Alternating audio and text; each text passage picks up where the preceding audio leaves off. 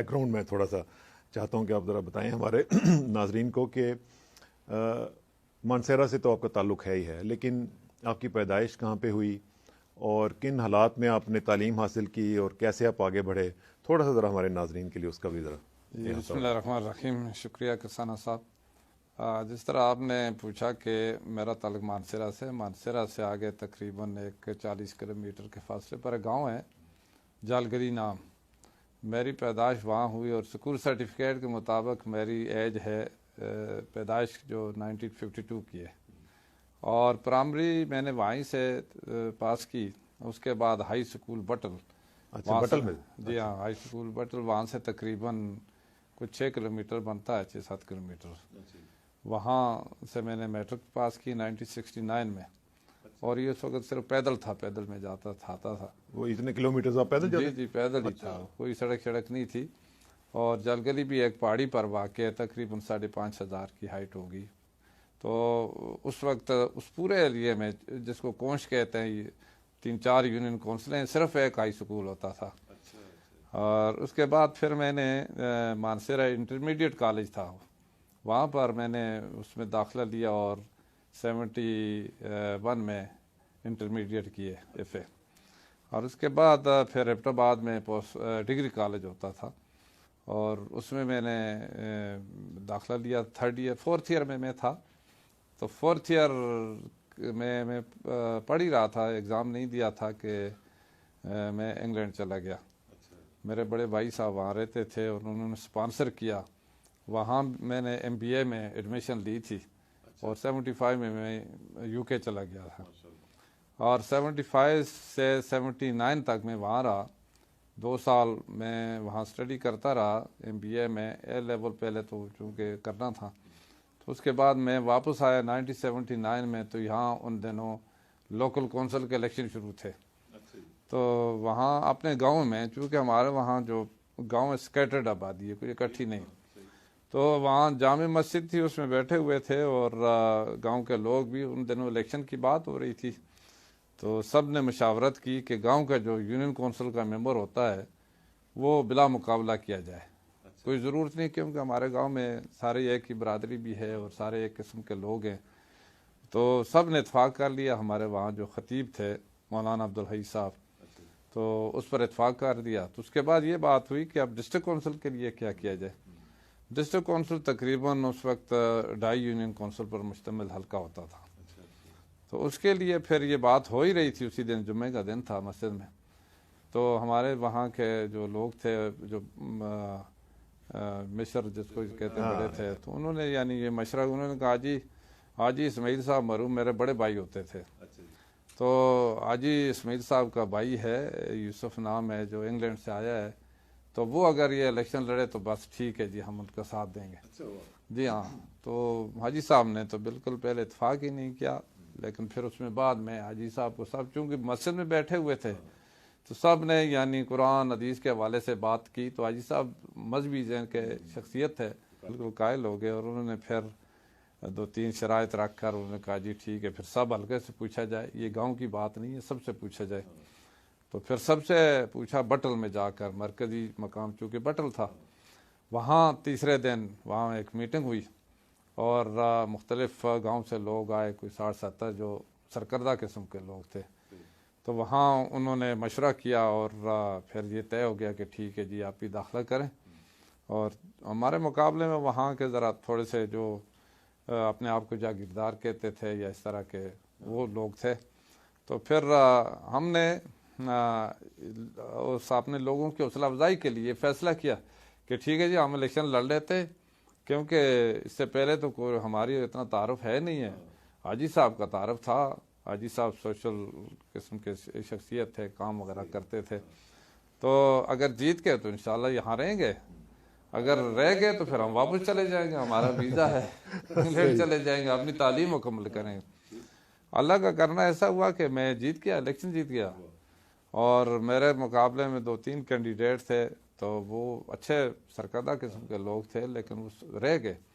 پھر ہم نے چونکہ ایک اسی مقصد کے لیے الیکشن لڑا تھا، خدمت کا، تو الحمدللہ اس وقت سے لے کر پھر میں رہ گیا. پھر انگلینڈ میں 24 سال کے بعد گیا تھا.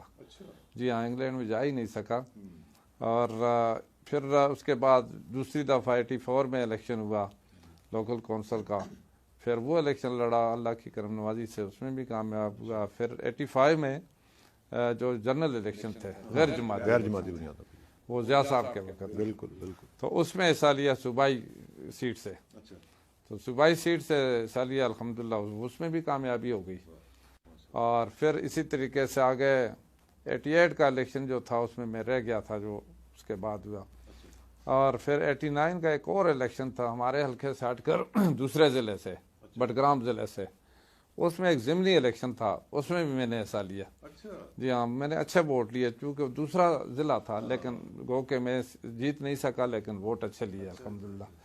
اور پھر 90 میں لوگوں نے یہ فیصلہ کیا کہ جی ٹھیک ہے، آپ دونوں سیٹوں سے الیکشن لڑیں. اس وقت میاں ولی الرحمان صاحب تھے ہمارے، جو برادری کے بھی بڑے تھے اور بزرگ شخصیت تھے، MPA بھی تھے اس وقت. اور اسی طریقے سے حاجی صاحب ہمارے، باقی بہت سارے سرکردہ جو لوگ تھے. تو انہوں نے فیصلہ کیا کہ نہیں جی بس ٹھیک ہے، دونوں سیٹوں سے الیکشن لڑیں، قومی سے بھی اور صوبائی سے اور آزاد حیثیت سے.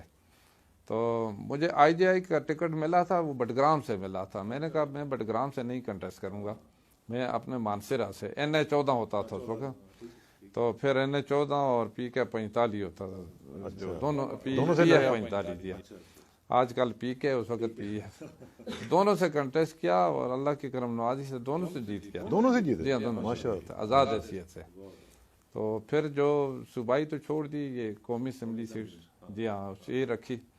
اور اس وقت سے لے کر پھر قومی اسمبلی کا 93 کا الیکشن ہوا، پھر الحمدللہ پھر جیت گئے. پھر 97 کا الیکشن میں پھر دوبارہ مطلب کنٹیسٹ کیا، اس میں بھی کامیابی ہوئی. اور پھر اسی طریقے سے 99 میں تو نواز شریف صاحب کی حکومت ڈیزالو ہو گئی. اور پھر اس کے بعد مارچ لگ گئی، مشرف صاحب آ گئے. تو مشرف صاحب نے جو ایک پابندی لگا دی کہ جس کی گریجویشن نہیں ہے تو وہ نہیں کنٹیسٹ کر سکتا. تو میں اس کی زد میں آ گیا.